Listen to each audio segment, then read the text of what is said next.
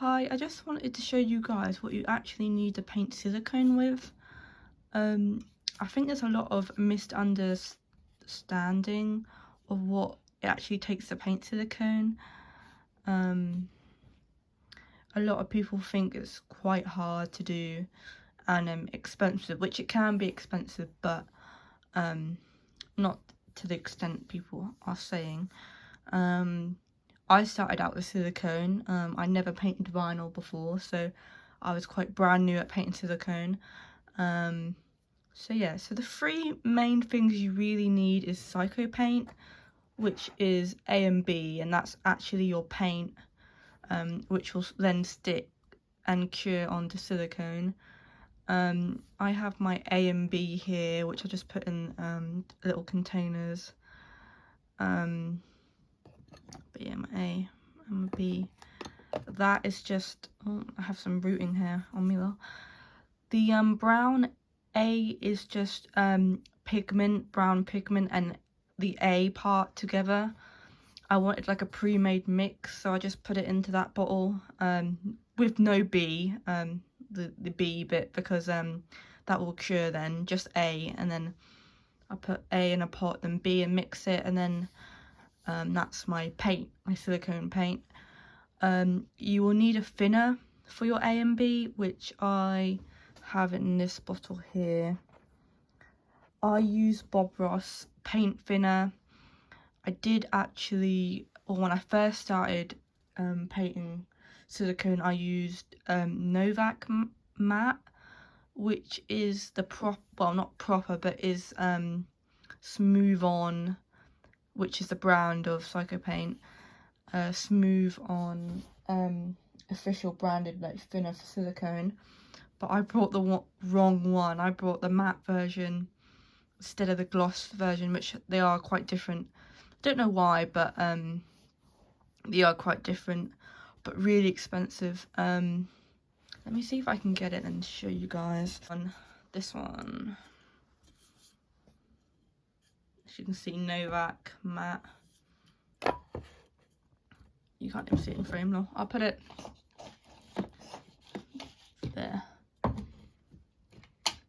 So the reasons, well, the main reason actually why I don't like this thinner for my silicone paint is every time you open it, it's like dusty and it will get into your paint, and because silicone will stick to anything and cure, you can get particles like stuck in your silicone, which you can never remove.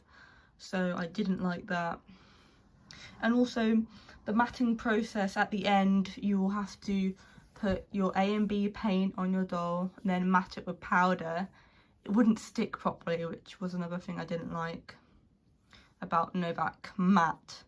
I'm not too sure about the gloss version, I haven't tried it, but I'm using Bob Ross, which is like £8 something for a bottle, which is actually really good, so that's what I use. These jars, which I have stained on my finger right now because I have just been painting, is your pigment. This is what colours your A and B, colours your silicone as well. These are really good. Get this from Smooth On. If you're in the UK, it's Bentleys Advanced Material. That's where I got all my Psycho paint from. My Novak thinner, which I don't use anymore, and Silc Pig, which is the name of these pots. You get about 9, main colours being red, blue, yellow, white, black, and of course you can mix them to make other primary colours. Paint brushes, use these cheap ones, get them off Amazon. Everything, oh, just to note, everything has to be latex free. Sponges, brushes, even like if you touch something that's like latex themed, or not themed but material wise, it will not cure your silicone. It will not cure to the silicone. When I first started, I actually didn't know how to test out if sponges and that were like latex free. Oh, sorry, I shook it a bit. well, latex free. So what you do is you get your part A and B, mix it, and you put it on the thing you're testing. So you do a test bit. So say if you had a sponge, you put A and B on it. If it cures, it's latex free. If it doesn't, it's not. This is what it will look like cured. Like, it doesn't move. It's like, you know, it's hard. But this is a latex free sponge, but I want to show you it'll do like that. Like, the liquid will come out, or the paint will come out. So yeah. Oh, this alcohol, I can't pronounce it, so I'm just gonna show you guys. I use this to clean my kits. It's different to washing your kit. You have to wash the kit you get, the silicone kit you get, because of the moulding process, just to clean it. I then put this on it, which just makes it extra clean and gets rid of lint and dust, because that will stick to the silicone like major. But yeah, 70%. I don't use 99% because I think that would be too harsh. I haven't tried it, but everyone has said use 70%. That's what I use. This jar is my powder, which I matte with. It's a special powder. It's silicone velvet, which is a special powder just for silicone for matting, which is pretty good. I get it from Pixie Boutique, which is a camera keeps shaking, which is a UK silicone and reborn supplier. I think that's pretty much it with stuff I use. This is called Psycho Paint. You get 2 of them, so you don't have to buy it separately. That's about, I would say £80, £70, which is the most expensive thing you will have to buy to paint silicone. But yeah, I can show you, like, I'm in the middle of like painting like so many silicone dolls, because I like to switch and choose. It's just because the camera's so like, but this is one of them. And silicone will look this shiny as you're painting, because I actually don't know why it becomes shiny. It's probably to do with the thinner, I'm not too sure, but yeah. And then you have to matte it, which of course will make it matte. So yeah. Oh, how you know that your silicone is cured, because it'll be like this. I root on the same table as I paint, so you find loads of like hairs everywhere.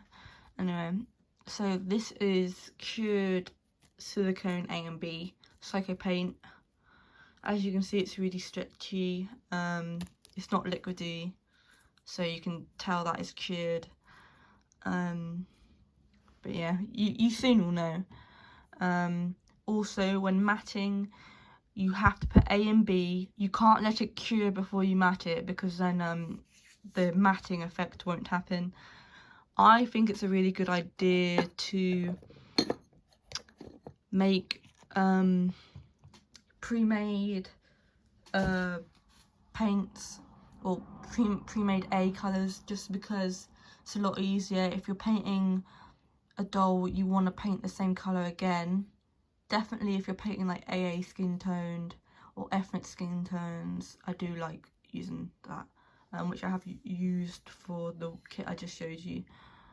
But yeah, lollipop sticks and toothpicks, whatever you call them, they're just used for my painting and mixing.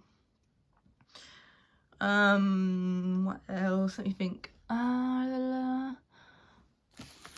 I won't recommend buying expensive brushes, because the silicone will cure to the like the brush, and then you can't get it off.